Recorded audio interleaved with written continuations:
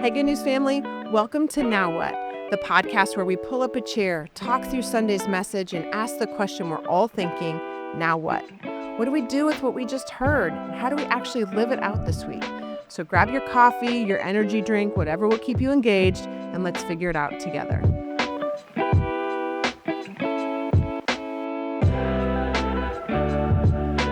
Hey, Good News family, welcome back. As always, we are just so honored that you choose to hang out with us every single week. So thanks for being here. I'm so excited to talk today about this message because we have already gotten so much positive feedback about you, Pastor Isaiah, and your message on Sunday. So thank you for being here. Mm-hmm. And we brought the now infamous Will Prusia to be with us today. Yeah, he got a shout out and then like a slam all in one message. They weren't in for service though, so they didn't hear it. When I went back to listen to this message, brother. He heard. Yeah, we're not cool. Dang it. Wait a minute. I made a note. Yeah, he did. I made a note, and it's in my iPad. You like my iPad? I'll have to explain. Yeah. That's why I'm not cool. At first you aren't, but then they're like, oh, they're cool because they're fun.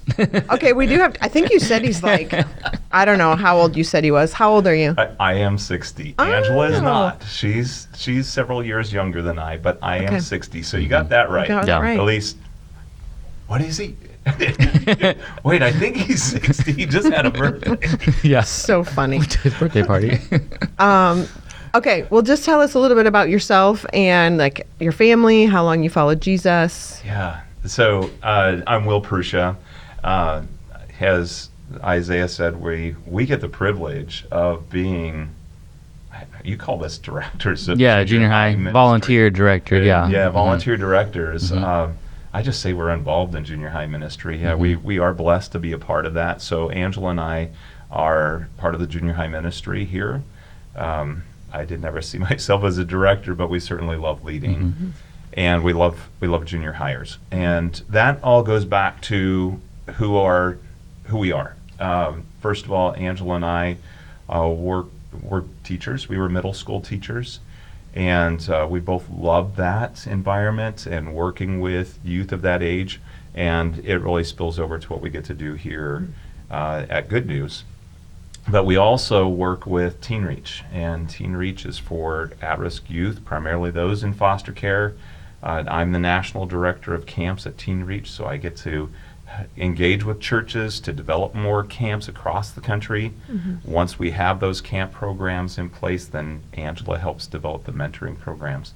And that's the way we get to continue ministering to these youth beyond just the touch point at camp. Mm-hmm. Relationship starts at camp, it continues through mentoring. Mm-hmm. And so what the other part of the question, how long have I known Jesus? How long have you been at Good News, first of all? Yeah, how long have we been at Good News? So Tony Clark invited us to Good News. How'd she know you? Well, it's kind of a funny thing. Some of the people listening, and you guys would definitely know Scott and Tricia Murish. They were, Tricia was leading, I think, women's ministry and was helping with a retreat, women and girls retreat out at then Camp Lex, now The Crossing. And somehow in the mix of being there, Tricia introduced Angela to Tony. We were at another church, didn't have the same type of children's ministry we were used to in Kearney because we moved from Kearney in 2009. And so in 2010, we were looking for children's ministry that minister to our girls, and Tony invited us here. We met Pastor Bob. Our girls walked in. Everybody loves Pastor Bob. Everyone loves Pastor Bob. He was great. And his way of ministering to children and helping share God's word with them, and the way he did, I'm going to call it classroom management because I'm an educator, right? And so the way he did classroom management and all the things surrounding that it just became the right spot for us. Yeah. And it was also soon after that Angela began spending time with girls and then missionettes, and I believe daisies. And I was looking for a place to plug in and serve. I had been part of youth ministry out in Kearney at New Life Church. Are you guys born and raised in Kearney? No, actually, we just moved back to my hometown. About 10 months ago, we moved back to my hometown of Fremont. Okay. And but we lived in Kearney for like 15 years. My son's in college out there, and he loves Kearney, and I enjoy the town as well. Yeah, it's a wonderful town. We loved being there. We still have family there. Literally, my son lives in Gibbon, just a few miles from Kearney. Angela's parents still live out there. Yeah. We still consider New Life family. We still have good friends out there. So anyway, we knew that children's ministry meant something, and I was a part of something out there called, youth ministry. And so I wanted to plug in here.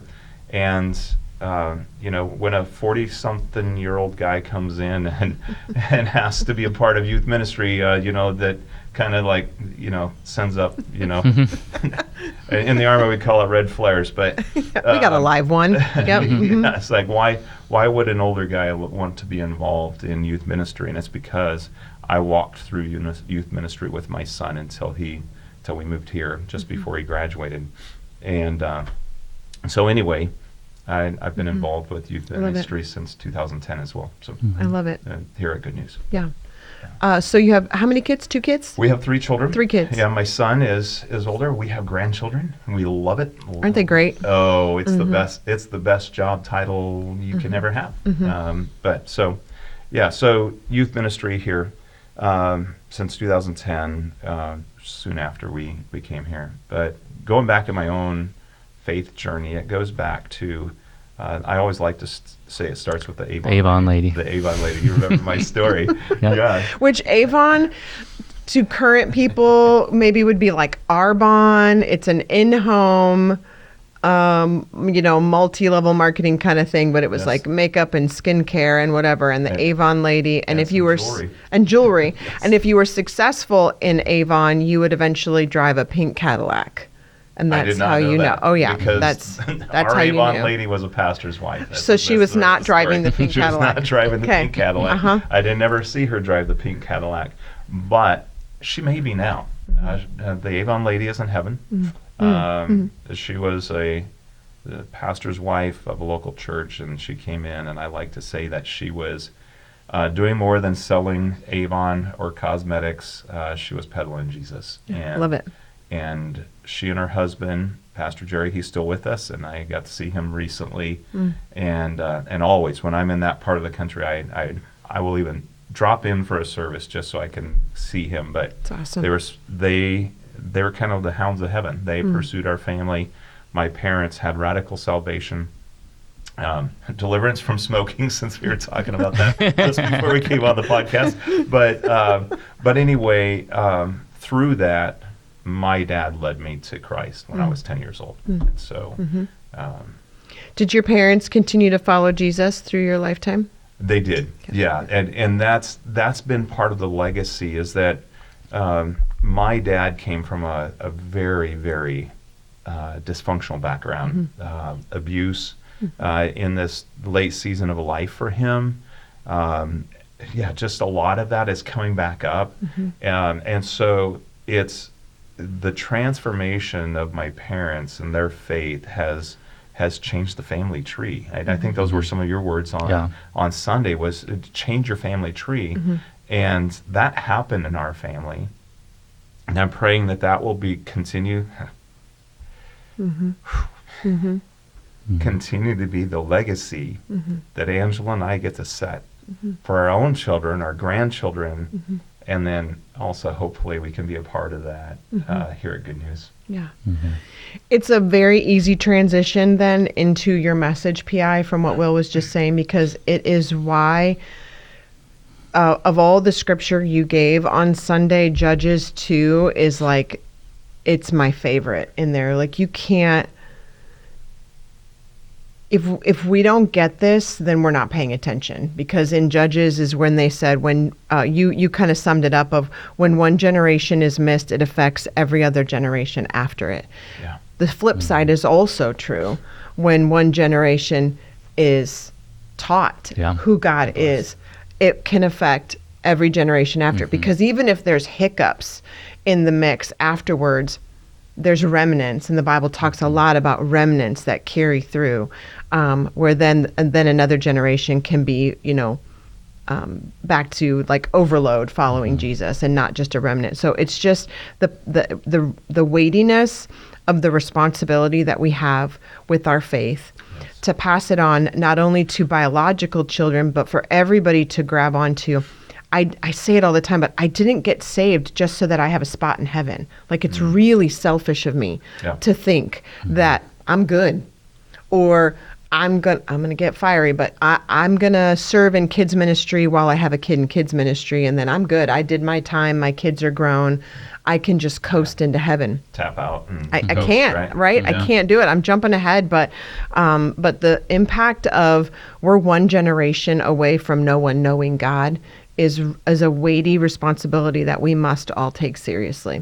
And the kind of like research stats that y'all have been given over the past several weeks are they should be very, I would say, alarming and motivating. That we have a great responsibility, and people are looking, but we're at the lowest percentage we've ever seen of people who are claiming to follow Jesus, in our country. Those kind of stats that had dropped, I think we finally went to 49% or something. And then after that, it was like 24% of those 49% even have a spiritual discipline in their life. I think was what PJ was preaching in our last committed sermon. So anyways, so much we can talk about.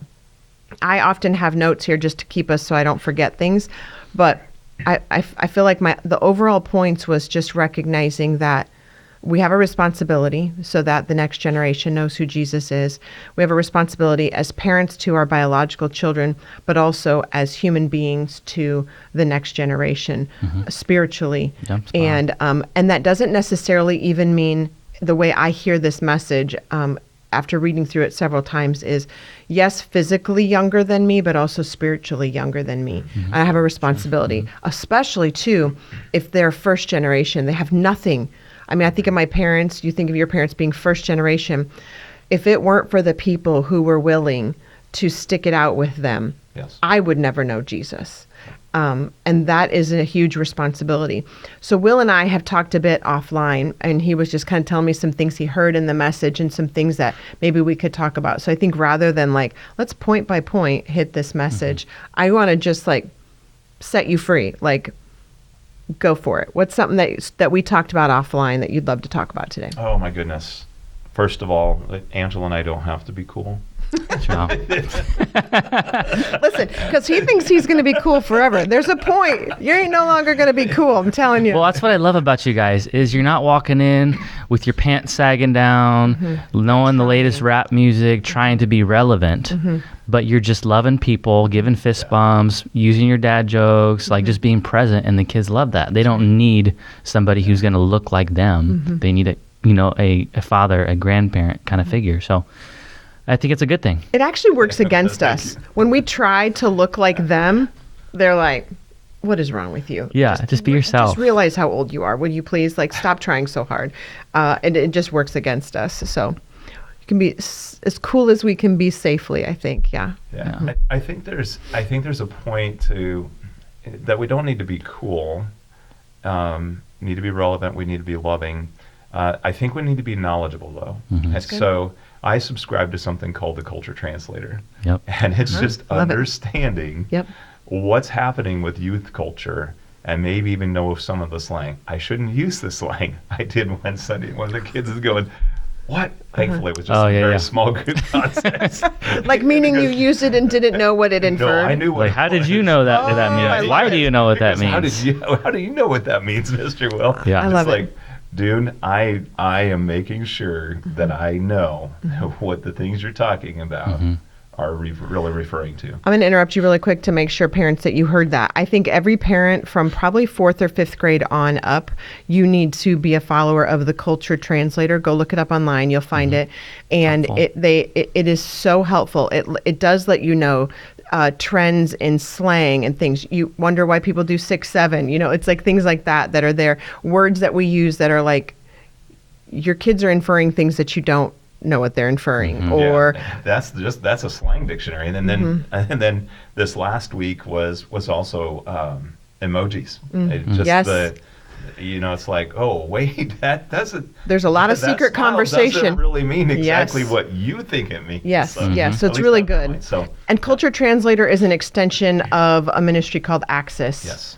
And again, it's an incredible parent resource. Even on our website, you can go to our resources page, and I think it's under family and parenting, we recommend that you follow Access Ministries and Culture Translator, because you think you don't need to know stuff until they're, probably junior high school. No way.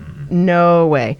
I would say probably by 4th grade, you need to know. And actually, it's a lot of places it's even younger than that, because a big part of that is kids have phones so young that do not have any restrictions or parental controls on them. So kids have access to everything. And even if my kids have controls on their phone, so-and-so at school doesn't. Yeah. And they're seeing and talking about things way before their time. Well, So I think even just in an educational context, regardless of what age, we were spending time with some kiddos a couple of weeks ago, and they're all 6 and under. And they had this whole 6, 7. They were talking about 6, 7. It's like, what are you talking about? It's like, it's happening down at kindergarten and preschool. And so I think we just need to be aware of just what's happening for our youth in this day and age, really. And so, again, we're not trying to be cool. We're trying to be relevant and just love on kids and teenagers, middle schoolers in particular.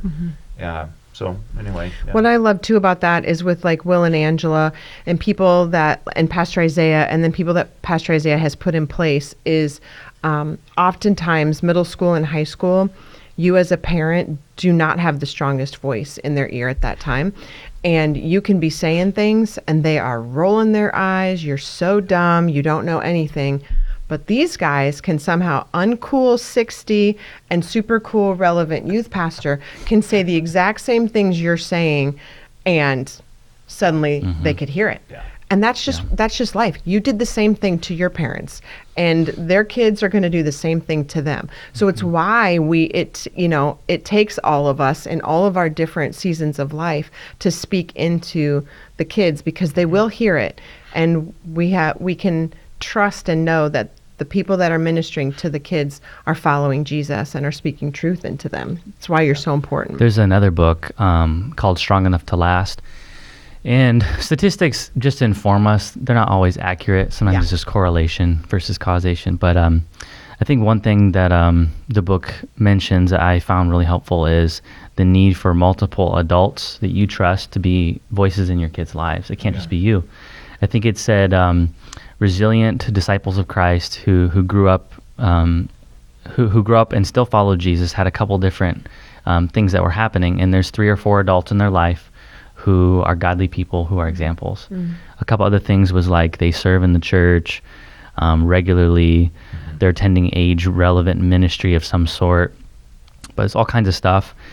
But also in that, I also want to say from earlier, one of the things I didn't talk a whole lot about in the message is the idea of if you do all the right things, your kids will turn out great is not always true. It's not true. That is true. It's called deterministic parenting, and it just doesn't work that way. They have a soul, they have a will, and they may not do the right thing regardless, but you can sure as heck try as hard as you can to do what's right. Yeah. Even if you're just starting right now and everything you did in the past wasn't good, not everything, hopefully not everything, but you can do something right now that's different. Yeah. And do your very best. Well, Go. if I may, I really love your thought about from that book about just having additional adults around. And in talking with Scott Mursh, he's director, manager, whatever they call him out at the crossing. He was talking with us recently about sticky faith, and so I've been listening to that. I remembered after your message in particular, but just remembered what he said about 5 adults. At first, I thought I was remembering 5 touch points, which is a good thing too. But 5 adults to have in our kids' lives. And so, just from Sticky Faith, it says many children's and youth ministries say they want to have a 1-to-5 ratio of adults to kids. But what if we reverse that? What if we said we want 5 to 1 adult to kid ratio? with 5 adults caring for each kid. And it's not just about Sunday school. It's not just about small group leaders. It's about a group of adults that either we're intentional about as parents, or what if we're intentional about that as a church, that we have 5 adults who know our kids, who pray for them, who when they walk in the door, and Lord forgive me, this weekend we had a young man walk in the door and he sat right under the stairs, hood over his head, and no one engaged with him.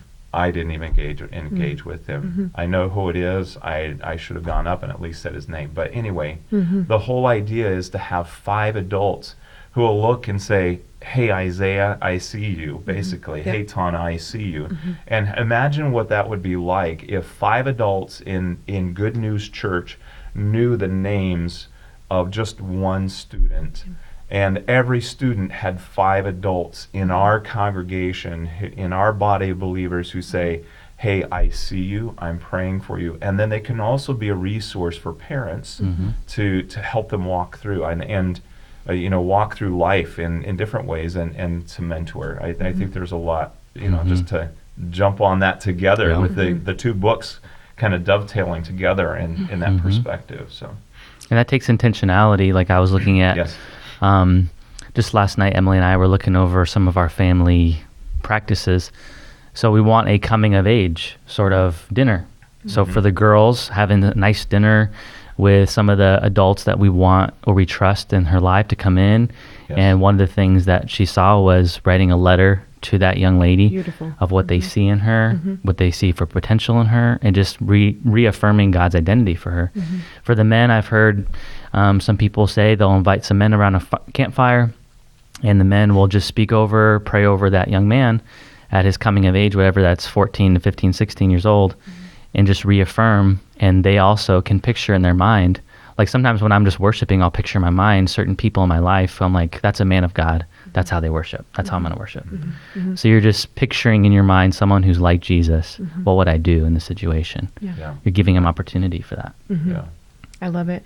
I also have a thought in my mind of sometimes as parents, we almost can, I'm swinging back to something I said earlier because I can't let it go. I have watched it happen before because Nate and I also were in youth ministry for a lot of years. And sometimes there was almost a jealousy with the biological parents and the youth leader who had investment in their children. Because like I said earlier, they don't want to hear a word that you say as the parent, but they'll start to listen to people who aren't their parents. And to really encourage us as parents to lock arms with the people that God has put in your kids' lives. If you know them and you know that they speak truth, they're praying for your kids, they love Jesus, they're setting an example as well for your child to follow, then don't be envious of that relationship, but actually encourage it. Because in a season where they're trying to find their independence and they don't always want to, they think, well, mom's just saying that. Well, actually, when they start hearing the same things from someone who's not mom, they're like, maybe there is truth in that. But as a mom, I can't be jealous of that. I actually need to celebrate that relationship. Well, I think that's an opportunity for intentionality. Going back to what you were saying, Isaiah, that it's an opportunity for us to be intentional about inviting those godly men and women into the lives of our children and to help them connect versus having that mentality of jealousy. I know that as our girls were growing up, there were different times that either someone spoke to us about, hey, I see this in your child, can we go to coffee with him or her, right? And we had that really happen with all of our kids. And even when we moved here and my son was still in Kearney, and it's like calling on men who had already been wrapping around him to continue to wrap around him and be an encouragement to him in a particular season of life. And so I think we need to take that jealousy, get behind me, Satan, and allow God to use other people to pour into our children and to walk alongside of us. I mean, none of us have ever gotten a license and a great education on how to be a parent, right? Right. And so we're looking to God's word, and we're looking to godly men and women around us to support us in that. And so I think that, even if it's more of a mentoring type of relationship for our children, I think it's a great opportunity to just step back and let God speak and minister through other people. Speak into the those of us who either our kids are grown, or we don't have kids, whatever, we feel we might be coasting or whatever, the involvement of the prior generations into the next generation. What did you hear about that in the message? Well, and Isaiah and I talked last Tuesday night, or last Monday night, about what his message was going to be about. And so I went home, and right away I grabbed a book. It's called Retire with Purpose. We're part of an organization called Christian Alliance for Orphans. And so we came across this, and Angela sat in a session on this. But it's about really, that whole concept of retiring, not expiring. I'm retired from the military, but I didn't expire when I left the military. It's like, now I have an opportunity. It's at least the second half of my life. If maybe it's only the fourth quarter, or maybe it's already the fourth quarter. But the whole concept is that I'm not just going to go to Florida to retire and kick back on the beach or play golf and drive around a golf cart or whatever. And please, I don't want that to sound critical, but we have so many opportunities in this season of life. And I just want to read a quick quote here that facing challenges in retirement, such as physical decline or social isolation, can be addressed by staying connected to supportive communities and using our wisdom and spiritual growth to serve others.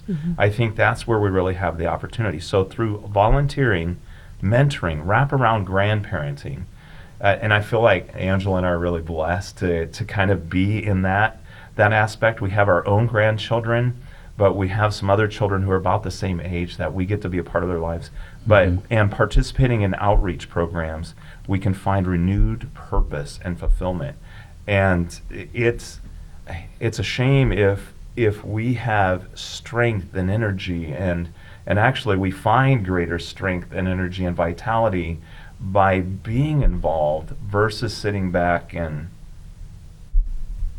complaining about the weather, I guess, and what's the old country song that says where old men sit and talk about the weather and women complain about the men. I don't know, remember what the exact lyrics are, but it's that concept. It's like, let's not just sit on the front porch and sit in a rocking chair. Let's get engaged. And today, with technology and all the things, I mean, every generation has its thing, but Satan is going after our children.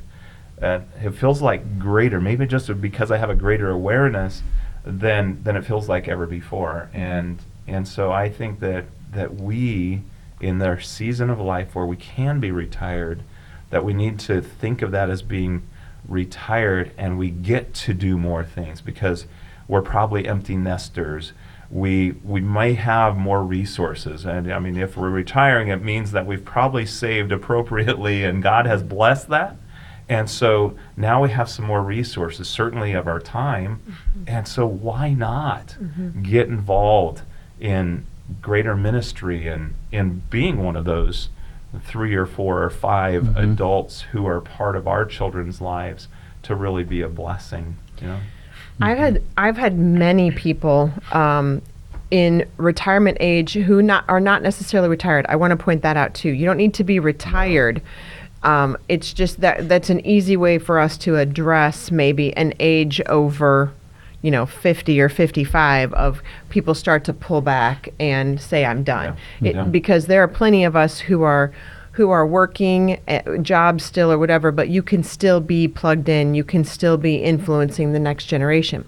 I, though, have had several people over the years saying to me, they don't want to listen to what I have to say. They just see me as an old lady. They don't think I'm relevant, those kind of things. So how would I even begin to get into their lives? What would that even look like? I think some, because I could have a class and I could teach them some of the things I know to some of these maybe young moms or something, but then the young moms won't show up to the class because they're like, well, she's 65 years old and I'm 28 years old, and so what does she have to teach me? A lot. And so what would you say to that? Like, I don't know if it's the young ones that need to be spoken to or the older ones that need to be spoken to, or both in this. But I get a lot of feedback on that. I mean, my perspective being 32 is it is both. I think there's a lack of honor and a lack of maybe humility to say I can't just look at my social media influencers for my wisdom in parenting. Yeah. I can go to so-and-so even though I know they weren't perfect. So I think there's some on the young person's part to seek out that wisdom and to ask for feedback. And but I think takes some courage too, and maybe there's a lack of awareness of what people might be receptive of. But like in our youth ministry, if you look around our youth leaders team, we mostly are young adults, and I don't want that. I want older adults on our team. I want it to be very diverse. And I don't think I've ever been approached by an adult over the age of 50. I mean, I could be wrong, but I have approached multiple adults who are that age who do not want to do it. And I think it's partially a classroom management, like maybe kids have changed and they're worried about their respect level. And there is some of that, but our kids are good news at least. I feel like for the most part are very respectful. They're willing to learn, but it's just, am I willing to sacrifice this night of the week? And am I willing to be a bit curious about their lives and not be like, these kids are so stupid and they just are misbehaving. And just be they curious. They don't have work ethic. I had work ethic. Yeah, and know that you were like that once. Like, teach them that, I think some of that, though, comes from your leadership. You have been instilling in the kids the value of those who are older and their wisdom that they bring. So I think if you got a real win from Sunday's message, and even from us talking today, would be like, a handful of seasoned older adults came and said, PI, you're right, and I'd like to serve in your ministry. And so if they came in, you would be then reinforcing what you've already been teaching your students.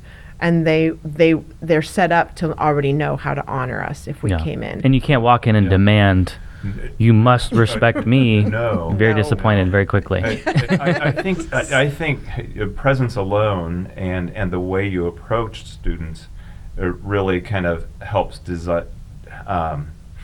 create that deserving of honor and respect, right? And again, you can't come in and be demanding, but what you need to know is that you're needed. That your presence helps develop that honor and legacy. And so I had a note on that. So not long after I started with student ministry here, we were also in a small group. And we're sitting in the living room of our home, and a seasoned saint was sitting there, and we were talking about youth ministry, student ministry, and the question was, are we wanted? And it's like, well, maybe the culture at the time was doubtful, but absolutely you're wanted. But even greater than that, you're needed.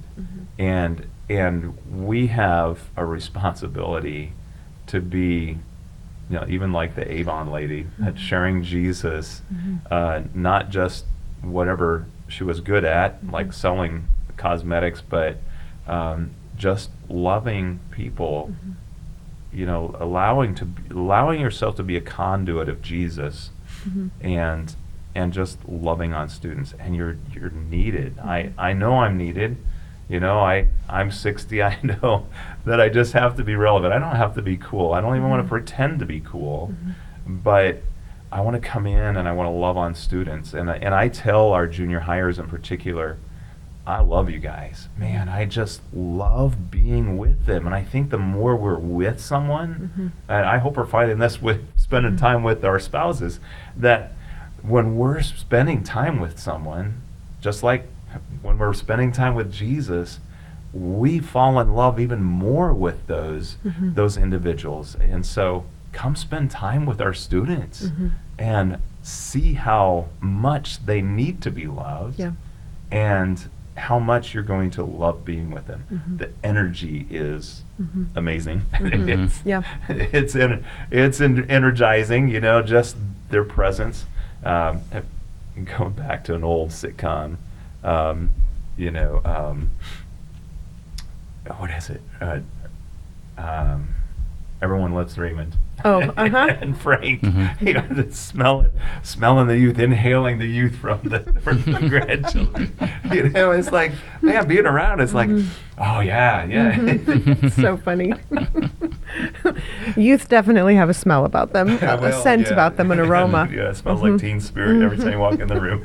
And it doesn't even have to be teenagers. It could just be adults. People who have kids and they need some wisdom of what to do and not to do. But there's so many areas, You talked about it, I think, on Sunday too. We have a significant population in Good News Church that is so beautiful. It is my absolute favorite. I didn't like, there were lots of years, if I'm totally honest, where we're just surrounded by other people following Jesus, like kind of at the same level, and people who maybe weren't happy at their other church, so they're just hopping around or whatever, and that's like church numbers or whatever. But seeing the demographic of our church now with so many people who are first generation believers, who have no one, their family is potentially disowning them or mocking them for their faith. And who do you think you are now? You think you're better than us? I have so many conversations on any given week with people who are just trying to change the legacy of their family, and they have no one to walk through that with them. And then people, then we're, I'll include myself just to be kind, but we don't do this. I already know us well enough. But there's this judgment and labeling and, things that we distance ourselves rather than, dear Lord, that person is made in the image of Jesus, and come with me. We're going to go have coffee. Come on, come hang out. I'm going to iron my husband's shirts. That's how it used to start with me for ministry. Come on, hang out. I'm going to the park. Come on, you're coming with me. Because they just need to be around. What does it look like to follow Jesus as a wife, as a mother, as just a human being in this earth? What does it look like? What does it look like to have a potty mouth, but now I've changed and now I use different words, and sometimes they slip out and I say, oops, I'm sorry, and I move on. Like, what does that look like? And rather than judging people, it's actually jumping in and saying, I have an opportunity to help you change the history and legacy of your family. That is, I got saved for that.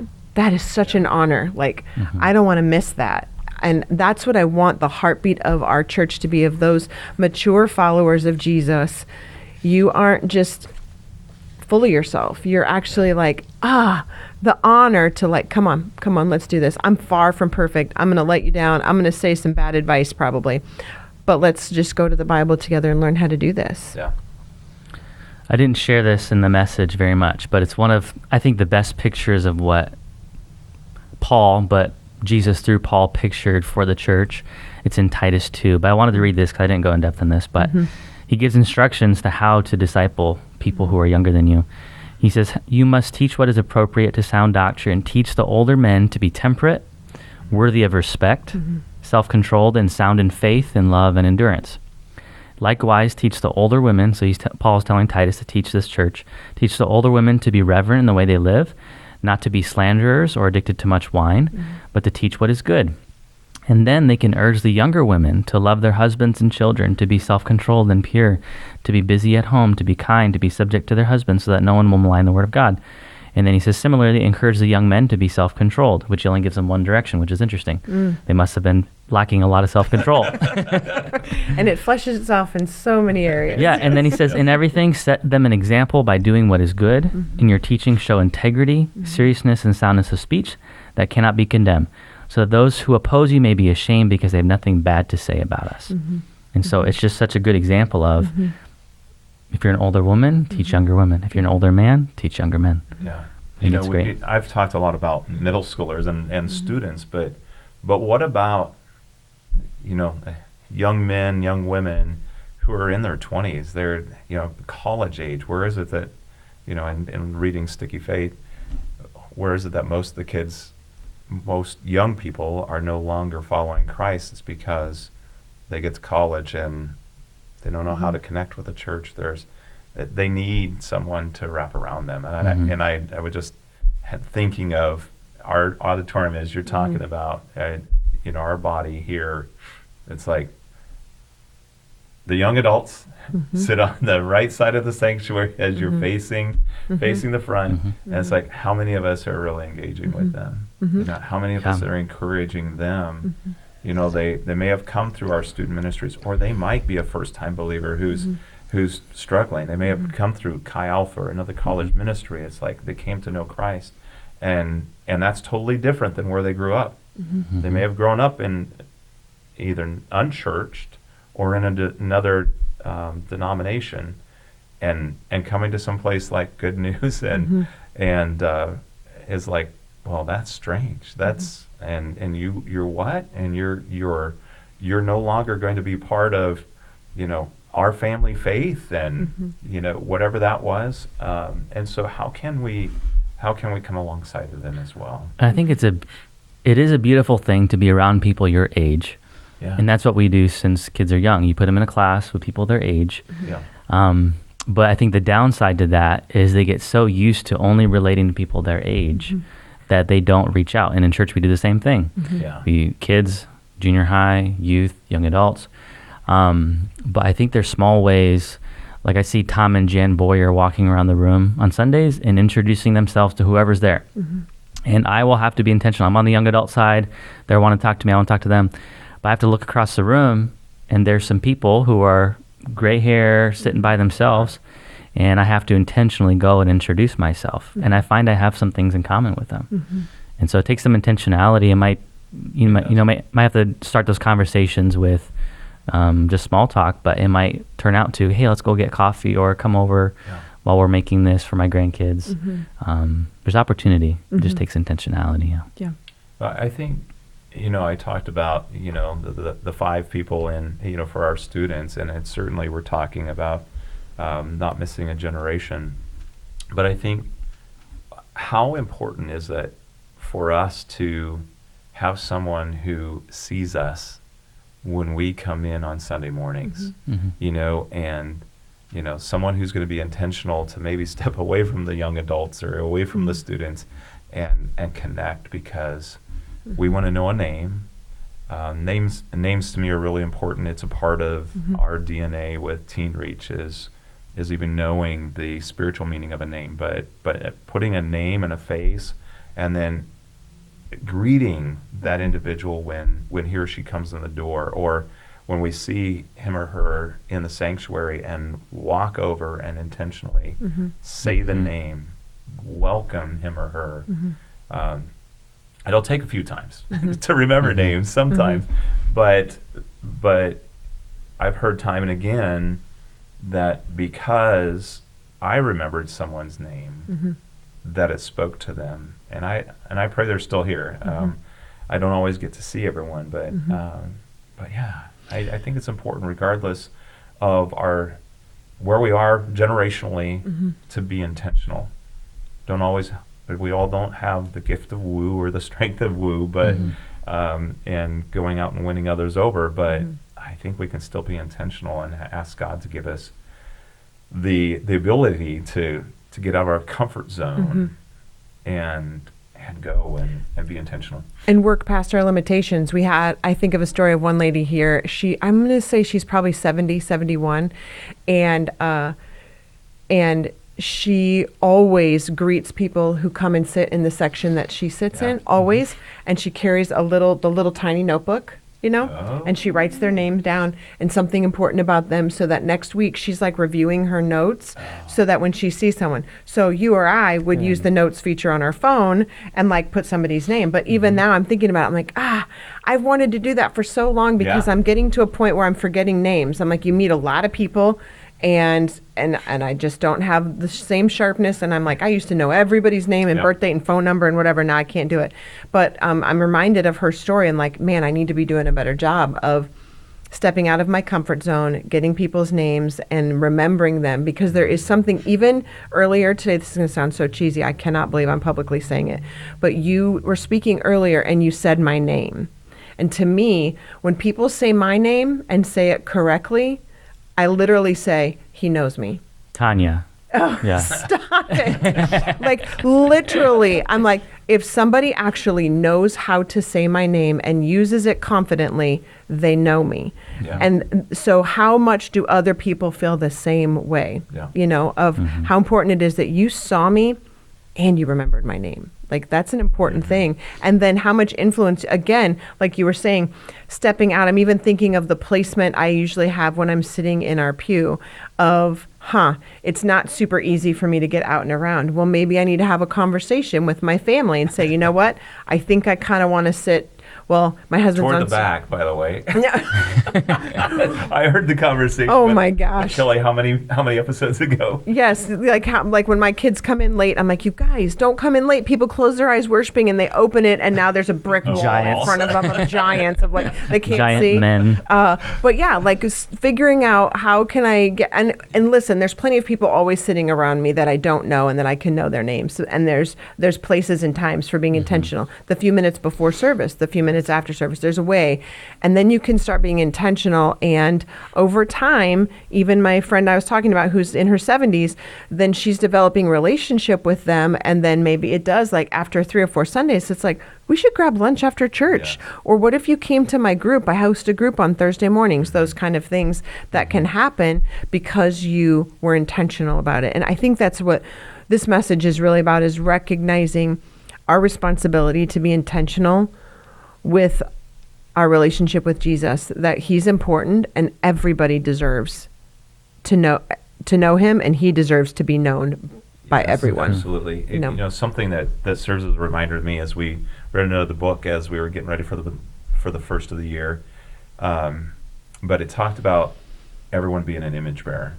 And we are each, regardless of where we are in our faith journey, we are each an image bearer of Christ. And so to recognize that and to treat everyone accordingly, and even strangers.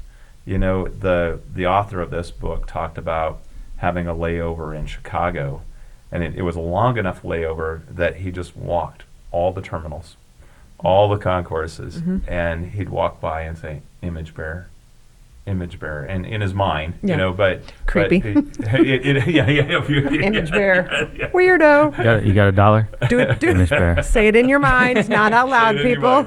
Yes, but really to think about that each of us is an image bearer of Christ, and to treat each other accordingly, I think is an important part of that. So. You had several like mic drop questions that you said in your message that I wanted to, I just want to say them because I want us to remember them, and I want people who are listening to like ask themselves some of these questions. But one of them, who were the people we needed but didn't have? Oh, yes.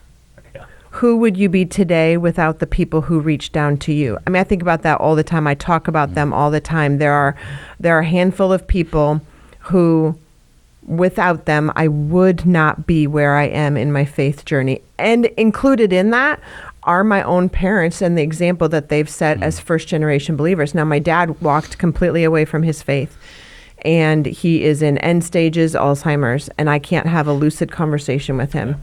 I have tried and tried and tried. I will read the Bible sometimes. I will say God loves you or Jesus loves you, and he'll say, thank you, but that we can't get anywhere. And so I don't know what's happening inside his mind, and I'm still believing that God has a moment with him because he fully walked away from his faith. But I can still vividly remember sitting on his bed as a child and asking him questions and giving my heart to Jesus with him. So I am so thankful. And I told him my entire adult life, I would say, Dad, I'm so thankful that you introduced me to Jesus because he has changed my life. And I wanted him to continue to hear that. But who would we be today without the people who reached down to us? Are you currently who you needed when you were younger? I think that's a question Pastor Greg gave us this week or whatever. Are you currently who you needed when you were younger? There were a lot of people that we all needed when we were when we were younger. And are we being that person now to someone else? And again, it doesn't always mean physical age younger. It can be spiritually younger. People who see us, people who stop and pray for you in the hallways, people, those kind of things, people who invite you to dinner and pay for it, those kind of things. But I think that was the handful of questions I had, but I loved them so much. I think I might have skipped a couple, but I think I need to sit down for 20 minutes and think, because some of those voices or words are positive and some of them are negative. Yeah. Like you're thinking, who did I need? And you're thinking of those people and you're like, man, they messed me up. Or like one person who I still hear to this day, and he probably doesn't even realize it, but Bobby Clark, he said he'd always say, Dr. Fern, Dr. Fern. And for some reason, I keep hearing that in my mind whenever I'm trying to accomplish something. I'm like, no, I'm capable of doing things that I didn't think I was. And even those simple words mattered a lot, So I think we underestimate some of the things we say, and they have a big effect. So I want to sit down and think about all those people. Those are really good questions that I literally do think we need to sit down, all of us, this week and just ponder those questions. And then in that, then out of those reflections, who do I need to be? And what am I doing about it? Because you said the next generation needs a church community. Jesus did not push away children. Jesus chose teenagers as disciples. I loved that point. And children are a gift, not an inconvenience. Many of our families don't have a godly heritage. We get irritated when someone's phone rings during the message. We get irritated when a baby's making too much noise. And I understand some of that is teaching someone, this is how we do church. Babies are welcome. When they start to make too much noise, I'm already prepared before they make noise. A mama is just figuring out how to be a mama. She needs to be taught how to do this. This is how we do this. Older women teach younger women and be a blessing in that regard as well. But how many people are come in as seekers or new believers and maybe are otherwise unchurched? And so how are we exercising grace in those moments that may be an irritation to us, but are we teaching? Just a quick story, if I may, somewhat related to this, is when we were in Kearney, we had a group of kids who had been a part of a Royal Family Kids Camp, and our 7 to 11-year-old camp, similar to Teen Reach Adventure Camp. And they're in church. They were coming on a bus, and they weren't coming with family. And they were not coming with family. They were not coming with family. They were just kids, because mom and dad were not interested in taking them to church. And so they'd come in and they'd be marching from one side of the sanctuary to the other side of the sanctuary. And, 5 minutes later, then they'd get up from that side of the sanctuary and go to the other side. And it's like, who is going to take care of this? It's like, well, guess who stepped up? I mean, even one time, and somebody pushed a pen off of the balcony rail. It came down on my father-in-law. It's like, he comes marching up to the balcony. It's like, okay, we have to find a way to teach the unchurched on how we don't want to be like so. I shouldn't use sticky in our faith, but being like a stick in the mud, or being so irritable in our faith that it must be this way. But how can we teach and in a graceful, in a gracious manner, so people understand that maybe the phone needs to be silenced before you come in the door. Right. So physical children and spiritual children need to be raised with grace and be taught. And if we would we work from that space in how we see people and how we interact with people, and know that sometimes when you have to go say, hey, can you take the baby outside? People get mad at you, but it's okay. You do it in love, and you saturate with love. You maybe stand and encourage them out in the hallway. There's just little things of how we can train in a way someone should go, and then but by showing them grace and mercy and loving them through it. And I think when you invest in someone's life, you have them over for dinner, you're listening, you know them, they're a lot more open to getting that feedback from you. And you can't have that with everybody. Right. No. We're a larger church. But I was at a play place yesterday for Israel's birthday, and there was a dad, and his kid was just screaming and screaming and screaming. And I wanted to just tell him, give him a little swat on his butt, and he'll stop screaming, because that's what my kids do. And I'm like, your life is just so like, you're More probably so difficult than it stressed needs if you to just be. know this. Yeah. But I'm like, man, if he was in my small group, or he was somebody around me, I would have for sure told him, and I would not have worried about the repercussions, because we love and trust each other. Yeah. And so the people in our church are not just a Joe Schmo at a play place. They're part of our family. And so we need to invest in them, but also know that we can give them that feedback because we're part of the same family. Yeah. We'll wrap up, but one of the things you had said is, what happens when a church values children? People show up, they serve when it's inconvenient, and they invest when it's costly. Our kids don't need cool adults, they need available ones. Yes. They don't care how old you are. They care whether you love them and if you're willing to be with them. And I would really edit that question of what happens when a church values children, physical children and spiritual children. Like, you could say the same thing when they're inconvenient, when it's costly, when, whatever X, Y, and Z. If you think, gosh, I can just tell by looking at that person, they're going to think I'm from West O's suburbia, white girl who knows nothing. And what in the world does she have to speak into my life? I have Jesus. I have an experience of Jesus, and my life may not look the same as yours, but I can say, but for the grace of God, just a happenstance, whatever, I could have been you.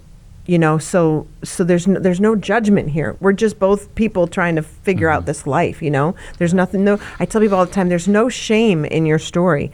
It's the story of Jesus rescuing you, redeeming you, and transforming you. That's what we're celebrating. So we got to get over the shame thing and use our story to help someone else and see their story and not judge them, but help them come in to the fold. That's what the purpose of it is. Anything else you guys want to hit on today? We didn't hit on a lot of you had some one-liners there, but we got to get wrapped up. What do you got? Yeah. Oh, what was?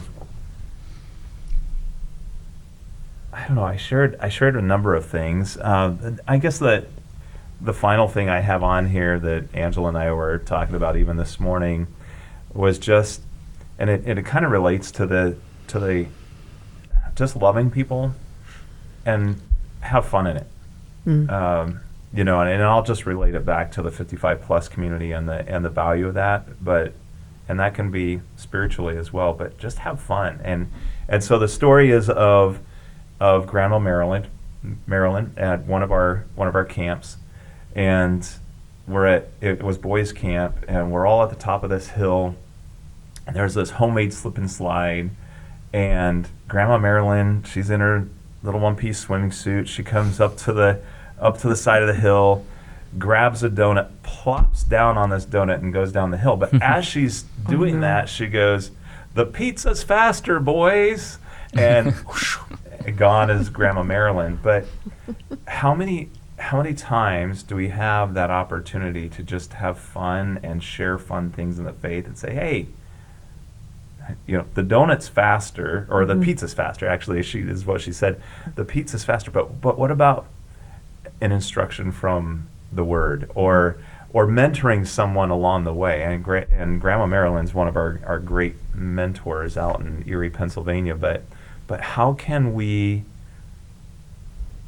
be spiritual grandparents, be physical grandparents who just have fun in loving others and walking alongside of them in fun moments, but also challenging moments, right? And being an encouragement and blessing. So good. I don't know. So I don't know if that completely ties in, but Love it was it. one of the things that we just wanted to talk about in terms of we have a great opportunity, whether we're whether we are physically grandparents or in that age group, or spiritual grandparents, to just be a blessing to others and to walk alongside.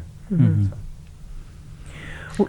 You hit on in the message about family values, and we don't have time to go there today, but I do want to direct people to the website because, again, we have our resources page. If you go to the goodnews.church website, top right-hand corner, it says resources. You click on resources and you kind of scroll. You can see there's lots of things, but then you'll see a list of resources that's going from left and right, and it's, I think, marriage and parenting or something. Yeah.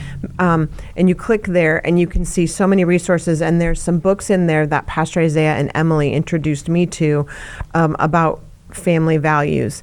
And it was a topic when our kids were younger, but it wasn't maybe as well built out, I guess. It wasn't something that we actually articulated when we were raising our kids. But I actually wanted to talk to Nate this week and kind of say, if we were to make a list, what does it look like were our family values? But looking at our kids now, and then maybe what would they have been, regardless of whether they have them now, we can still try to. Can they continue to be as we have grandchildren? Absolutely, Yeah. absolutely. Because I even love that too. My daughter and her husband are friends with Pastor Isaiah and Emily. They live out of town, but I know you guys have had different conversations over the years about family values. And so she just had this big wall hanging made that they have a statement that's there, and the kids at their young age are learning that statement, which I know you do, of what we value as a family. And it is so cool to me, and it kind of makes me a little bit heartsick because I wish that I would have done something cool like that. But so family values, I think, are so valuable. They're so important. So I really want you to check that out on the website. And if that's tricky for you or whatever, find one of us and we'll help you get those resources, because I think that's something really important. And you just really said to us, again, you recapped at the end, when one generation is missed, everyone after them pays the price. When one generation steps up, generations are changed, is what you said. So a final call, parents, you need to stay faithful. Older adults, reach down. Church, lock arms. Young people, step forward so that we can be the family of God to each other. Anything else you would say, P.I.? You said it. I said it. I just repeated your words, so that's, I think one of the hard things could be, where do I go from here? Good. I was imagining somebody who, let's say they're 65 or they're 35, I don't know, and they're sitting there listening to it and they feel moved, but next week that feeling's going to go away. Yeah. So where do you start? And I think talking to someone is a good start, talking to someone about what you're feeling, what you heard, what you disagree with, what you agree with, and then figuring out with the Lord in prayer, where do I start with this? And the start could be just talking to, somebody at the church or somebody. How do I find someone to talk to? If I don't really know people here, what would I do? I mean, you could talk to a pastor, somebody you've seen on the stage, anybody, and say, how can I get involved? And we have plenty of opportunities. I know of moms who need mentors for their kids. It's not an official team, but they just need somebody. Yes. But most people are not just going to trust anybody. So if you're not involved anywhere, get involved somewhere so that people can figure out who you are. They can learn to trust you. Whether that's in the youth, could be just being an usher and you're meeting new families. Even on a serve team, like in kids ministry, you're serving with other people who are parents. And then each time you're serving, I'm learning from this mother who's older than me, who's ahead of the game. I think of Bib as a greeter. She's like always in conversation with the other people who are greeting. And she's literally discipling them right there while they're serving together. Like it's just a great opportunity to find people and get into people's lives without being weird. I would just say try to find 1% change. Yeah. Maybe it's high-fiving, the kids that in the hallway, or it's just figuring out where you can serve, but just something. Just changing where you sit in your pew so you can actually say hi to one. You know what? Like, I'm going to step out 2 sections. I'm going to get out of my seat. I don't care, like my knees hurt, my back hurts, my this hurt. Nope. I'm going to go and intentionally start meeting people with the love of Jesus. Or if you're a parent, it's, once a week, we're going to pray together as a family. Or before a meal, we're going to pray together as a family. Just some small things, Love it. That's great. All right. Well, and some of these books that the guys mentioned today, we will have in our show notes as well. So you can check that out.